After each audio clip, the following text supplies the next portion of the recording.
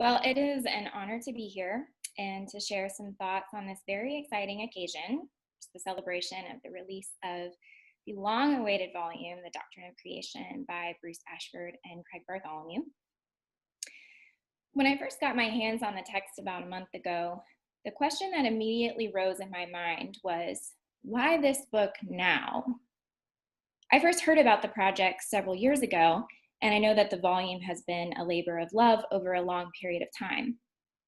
And here it is, finally brought into existence in 2020, during a global pandemic, political unrest, and many other unprecedented events. Now, I'm certain that the time, and especially the context in which this book has made its debut, was not planned by its authors. However, I am certain that it is nothing short of providential. So to catch a glimpse of that providence, I want to draw attention to a performative benefit of this text. In times of great trial, 19th century Danish theologian and philosopher Søren Kierkegaard encourages his readers to look at creation. In fact, Ashford and Bartholomew identify the glory of creatureliness portrayed throughout Kierkegaard's authorship. Indeed, they consider his corpus a fecund reservoir of reflection in relation to creation. In Kierkegaard's own experience of solitude, of loss, and of worry, he learned to look to creation, to practice what he calls a godly or a holy diversion. I shall discuss briefly what Kierkegaard means by a godly or holy diversion and why it is helpful, particularly in times of trial. I will then describe how Ashford and Bartholomew's Doctrine of Creation aids us in acquiring these godly diversions in the midst of a year that has been filled with grief, loss, perplexity, and concern. In Matthew 6:25 through 34, Jesus commands his followers not to worry about their life, but instead to look at the lilies of the field and the birds of the air. Kierkegaard calls the lilies and the birds our teachers, who comfort, encourage, remind, and instruct us in times of trial and uncertainty. The purpose of his discourses on the lilies and the birds is to help his readers properly look at these teachers in order to best learn from them what it means to be content as a human being, or what it means to live most fully and joyfully in our own creatureliness. Kierkegaard offers what I like to call phenomenological therapy, which readjusts our gaze in ways that bring that which is concealed or in the background into full view. And creation, for him, plays a crucial role in this therapy. Cares and worries, especially the longer they have been lodged in the soul, can become all-consuming. They tend to fill the horizon of our gaze such that everywhere we look, we see only them. A common remedy is to find some sort of diversion which redirects our focus away from the worry to something else. Unlike the emptiness of worldly diversions, the diversion Matthew 6 provides, according to Kierkegaard, quote, leads the worried one out into the field, into surroundings that will weave him into the great common life, that will win him for the great fellowship of existence. In other words, it calls us out into creation, the great fellowship of existence, in order to dislodge our worry from its seat of ultimacy. As Kierkegaard explains, and I quote at length here, but since worry has become firmly fixed in him, it is a matter of doing something to get his eyes and his mind away from it. To that end, the gospel recommends two helpful movements. When the worried one looks at the lily at his feet, he's looking downward. And when he is looking down at the lily, he does not see his worry. It is certainly possible that in his cares, he ordinarily walked with his head down and looked at his worry. But if he looks down in order to look at the lily, then he's looking away from the worry.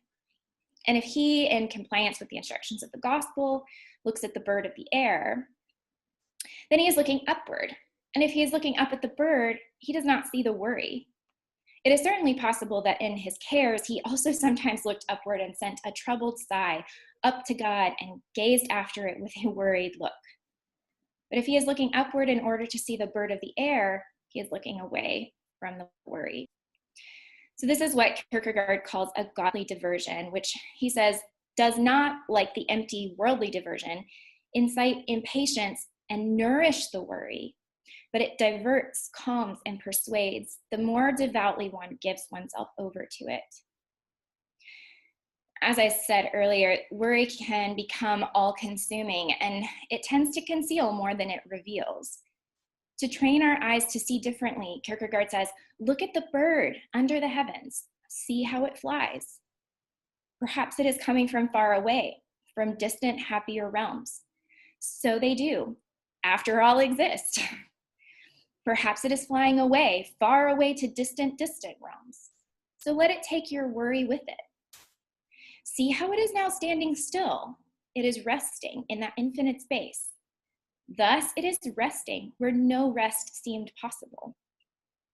See how it finds its path, and what path through all the hardships and adversities of human life is as difficult, as unfathomable as the bird's mysterious path through the air. Thus, there is a path, and a path to be found where a path seems an impossibility. Now, everything in nature is like this. It seems insignificant and yet is so infinitely rich, he says. And that is because it is all part of a glorious and good creation.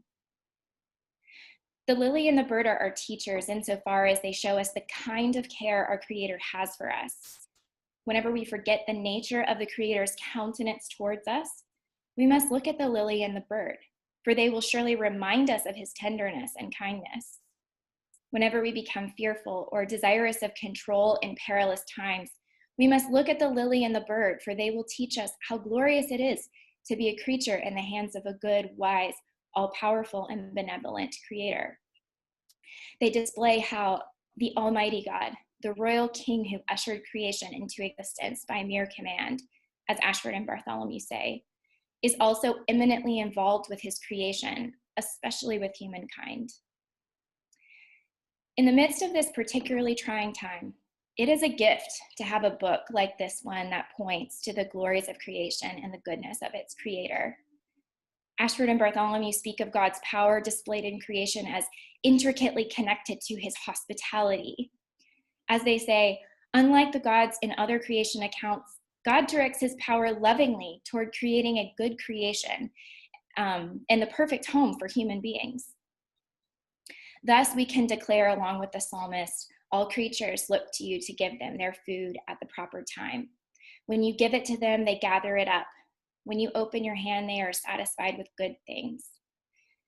May this book inspire us to look to creation as a godly diversion. May it help us attend even more closely to the power displayed in it, the providence that governs it, and the provision that saturates it.